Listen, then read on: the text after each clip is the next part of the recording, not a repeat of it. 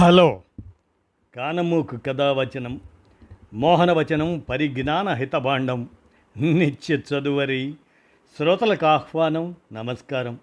చదవదగునెవరు రాసిన తదుపరి చదివిన వెంటనే మరువక పలువురికి వినిపింపబూనిన అది ఏ పరిజ్ఞాన హితభాండమవు పో మహిళ మోహనవచనమై విరాజిల్లు. పరిజ్ఞాన హితభాండం లక్ష్యం ప్రతివారీ సమాచార హక్కు. ఆస్ఫూర్తితోనే ప్రముఖుల జీవిత విశేషాలు శీర్షికన యుద్ధనపూడి సులోచనారాణి 8వ వర్ధంతి స్మరణ ఈ అంశాన్ని మహమ్మద్ గౌస్ సౌజన్యంతో మన కానమూకు కథావచన శ్రోతలకు వినిపిస్తున్నాను, వినండి. యుద్ధనపూడి సులోచనారాణి 8వ వర్ధంతి స్మరణ. ఇక వినండి జీవిత విశేషాలుగా. తెలుగు నవలా సాహిత్యంలో సుగంధ సౌరభం ఆమె రచనలు యువతులను కలల్లో విహరింపజేశాయి. వారి ఊహలకు రెక్కలు తొడిగాయి. ఆమె రచనలు కేవలం కథలుగా మాత్రమే కాక మధ్యతరగతి యువతుల కలలను, ఆకాంక్షలను, ఆత్మవిశ్వాసాన్ని ఆవిష్కరించే సాహిత్య సౌరభాలుగా నిలిచాయి. యుద్ధనపూడి సులోచనారాణి గారి 8వ వర్ధంతి సందర్భంగా ఆమె స్మృతిలో ఆమె జీవిత విశేషాలను విందాం. తెలుగు నవలా సాహిత్య లోకంలో చెరుగని ముద్ర వేసిన ప్రముఖ రచయిత్రులలో యుద్ధనపూడి సులోచనారాణి ముఖ్యంగా 1970లు 80ల్లో ఆమె రాసిన కుటుంబ కథలు, ప్రేమ కథలు మహిళా పాఠకులను ఎంతగానో ఆకట్టుకున్నాయి. మధ్యతరగతి కుటుంబాలు, బంధాలు, అనుబంధాల నేపథ్యంలో ఆమె కథనాలు ఉంటాయి. యుద్ధనపూడి గారి నవలల్లోని నాయికలు సాధారణంగా ఆత్మవిశ్వాసం, ఆత్మాభిమానం, ఉన్నతమైన ఆలోచనలు కలిగిన మహిళలుగా ఉంటారు. యుద్ధనపూడి సులోచనారాణి జీవిత విశేషాలని పరికిస్తే 1940 ఏప్రిల్ 2న ఆంధ్రప్రదేశ్లోని కృష్ణా జిల్లా మొవ్వ మండలంలోని కాజ గ్రామంలో ఒక తెలుగు కుటుంబంలో జన్మించారు ఆవిడ. చిన్నతనం నుండే సాహిత్యం పట్ల ఆసక్తి కలిగిన ఆమె మధ్యతరగతి కుటుంబాల జీవన విధానాలను, స్త్రీల ఆలోచనలను లోతుగా అవగాహన చేసుకున్నారు. ఈ అనుభవాలు ఆమె రచనల్లో సజీవంగా ప్రతిబింబించాయి.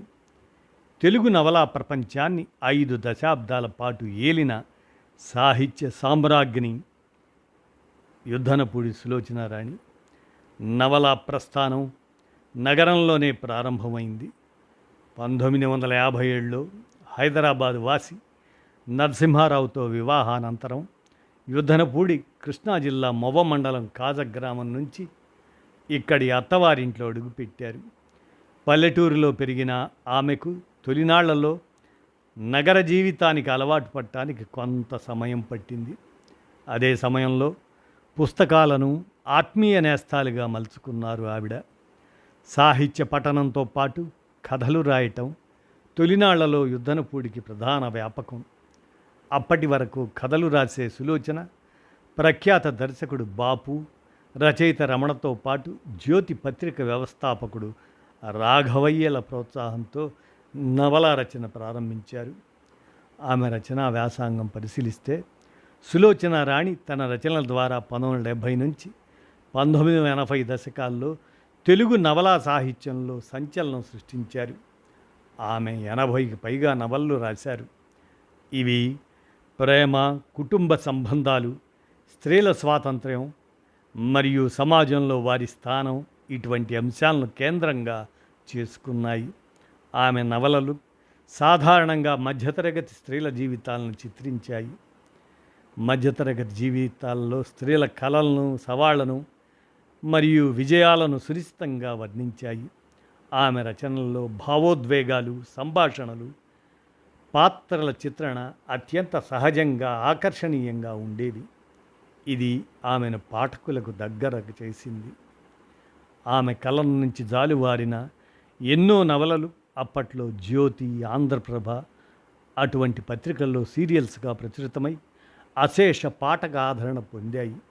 సెక్రటరీ, మీనా, జీవన తరంగాలు, రాధాకృష్ణ, ప్రేమలేఖలు, విజేత, మధుర స్వప్నం ఇటువంటివి ఆమె అత్యంత ప్రజాదరణ పొందిన నవలల్లో కొన్ని. ఆమె రాసిన అనేక నవలలు అప్పట్లో బ్లాక్ బస్టర్ చిత్రాలుగా రూపుదిద్దుకున్నాయి. ముఖ్యంగా సెక్రటరీ, మీనా, జీవన తరంగాలు ఇటువంటి సినిమాలు తెలుగులో చిరస్థాయిగా నిలిచిపోయాయి. ఉదాహరణకు ఆమె రాసిన మీనా నవలా స్ఫూర్తితోనే త్రివిక్రమ్ శ్రీనివాస్ ఆ ఆ అనే సినిమాను తెరకెక్కించారు.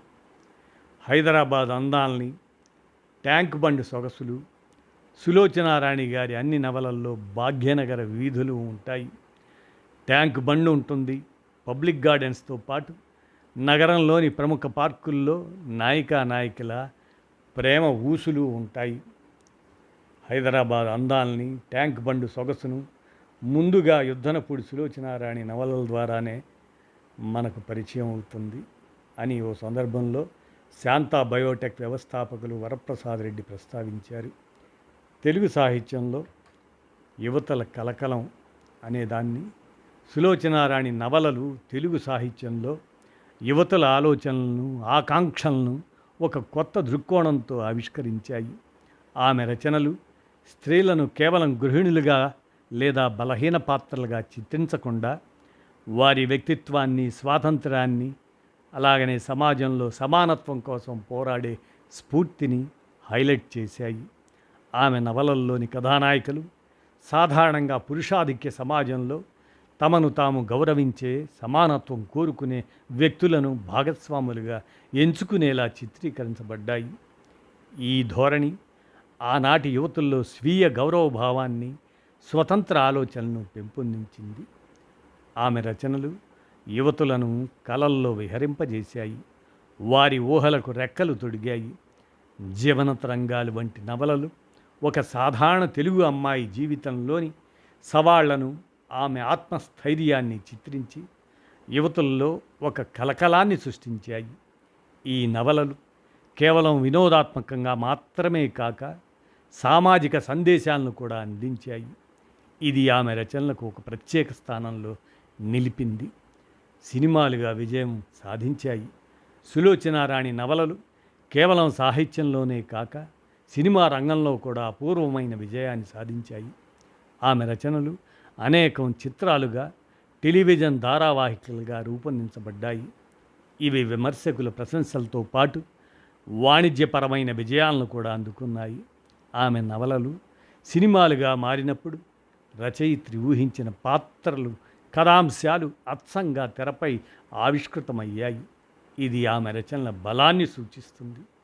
కొన్ని ప్రముఖ నవలలు సినిమాలుగా రూపొందిన ఉదాహరణలుగా జీవన తరంగాలు 1973లో ఈ నవల ఒక సాధారణ అమ్మాయి జీవిత పోరాటాలను, ఆమె ఆత్మవిశ్వాసాన్ని చిత్రీకరిస్తుంది. సినిమాగా రూపొందినప్పుడు ఇది ఘన విజయం సాధించింది. ఇక రెండవది మీనా. ఈ నవల 2 భాగాలుగా రాయబడింది.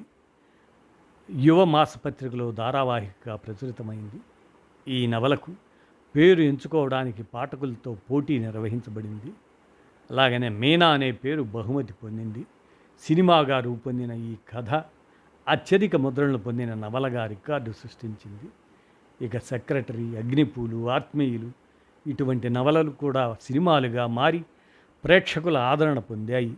ఆమె రచనలు సినిమాలుగా తీస్తే విజయం ఖాయమనే నమ్మకం ఆనాటి చిత్రసీమలో ఉండేది. ఈ విజయం ఆమె కథల్లోని సార్వత్రిక భావోద్వేగాలు, సమాజంతో ముడిపడిన కథాంశాలు, బలమైన పాత్రల చిత్రణలకు నిదర్శనం. ఇక నవలల చిట్టాన్ని పరిశీలిస్తే సులోచనారాణి 80కి పైగా నవలలు రాశారని అంచనా. అయితే ఖచ్చితమైన సమగ్ర చిట్టా ఒకే వనరులో లభ్యం కాలేదు. కొన్ని ప్రముఖ నవలలు ఈ క్రింది విధంగా ఉన్నాయి. ఇవి సాహిత్య లోకంలో గుర్తింపు పొందాయి. సెక్రటరీ, మీనా 1-2 భాగాలు, జీవన తరంగాలు కూడా 1-2 భాగాలు, కీర్తి కిరీటాలు, ప్రేమలేఖలు, జీవన గీతం, విజేత, అగ్నిపూలు, ఆగమనం, ఆత్మీయులు, అభిశాపం, ఆహుతి, బహుమతి, బంధి, బంగారు కళ్ళు ఇవి. ఇక సాహిత్య సంస్థలతో గొప్ప రచయిత్రగా పేరు ప్రతిష్టలున్న యుద్ధనపూడి సులోచనారాణి పత్రికలు, టెలివిజన్కు ఇంటర్వ్యూలు ఇచ్చిన సందర్భాలు చాలా తక్కువ. అందుకు కారణం తనకు పెద్దగా మాట్లాడడం ఇష్టం ఉండదని పలు సందర్భాల్లో స్వయంగా ఆమె చెప్పారు. తొలినాళ్ల నుంచి సభలు, సత్కారాలు, సన్మానాలకు దూరంగా ఉంటూ వచ్చారు. 10 ఏళ్లుగా కొంతమంది సాహితీవేత్తల కోరిక మేరకు కొన్ని అరుదైన సమావేశాలకు యుద్ధనపూడి హాజరయ్యారు. అంతేకాక నగరంలోని కొన్ని సాహితీ సంస్థలతో ఆమెకు అవినాభావ సంబంధం ఉంది.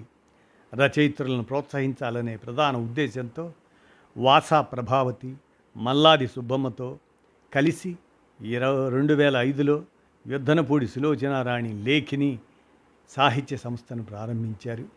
ఈ సంస్థ ద్వారా ప్రతి నెల రచయిత్రుల సమావేశం నిర్వహించడంతో పాటు రవీంద్ర భారతి, త్యాగరాయ గానసభ తదితర వేదికలపై ప్రత్యేక శిక్షణా శిబిరాలు నిర్వహించారు.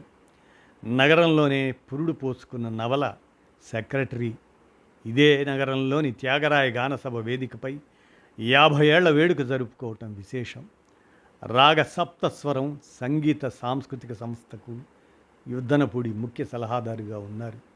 ఇక మరో కోణం తెలుసుకుంటే మానవ సంబంధాల ఇతివృత్తంగా విభిన్న రచనా శైలితో పాఠకలోకం మనస్సును దోచిన నవలల రాణి సులోచనారాణిలో మరో కోణం దాగుంది. ఆమె వయస్సు మళ్ళిన ఒంటరి మహిళల కోసం విన్ అనే పేరుతో వృద్ధాశ్రమాన్ని నెలకొల్పారు. దాదాపు 7 ఏళ్ల పాటు ఆ ఆశ్రమాన్ని నిర్వహించారు కూడా. అనారోగ్య సమస్యలు తలెత్తటం వల్ల తన ఆత్మీయులకు హోం బాధ్యతను అప్పగించారు. వీధి బాలలు, మురికివాడల్లోని పిల్లల కోసం తన ఇంటి ఆవరణలోనే కొద్ది రోజుల పాటు ప్రత్యేక పాఠశాలను నిర్వహించారు.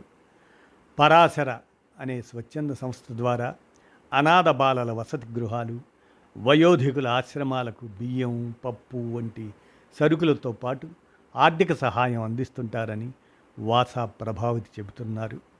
సెక్రటరీ 50 ఏళ్ల వేడుకలో 10 మంది విద్యార్థులకు ఆర్థిక సహకారం అందించారు ఆవిడ. వయస్సు మీరిన తర్వాత మనకంటూ మనం ఓ వ్యాపకాన్ని పెట్టుకోవాలి అని యుద్ధనపూడి సులోచనారాణి తరచుగా అంటుండేవారని ఆమె ఆత్మీయులు వెల్లడించారు. గుర్తింపు మరియు పురస్కారాలుగా సులోచనారాణి తన రచనలకు 2 నంది అవార్డులను అందుకున్నారు. ఇవి ఆమె సినిమాటిక్ రచనలకు ఆంధ్రప్రదేశ్ ప్రభుత్వం ఇచ్చిన గౌరవాలు. ఆమె రచనలు విమర్శకుల ప్రశంసలతో పాటు పాఠకుల హృదయాలను కూడా గెలుచుకున్నాయి.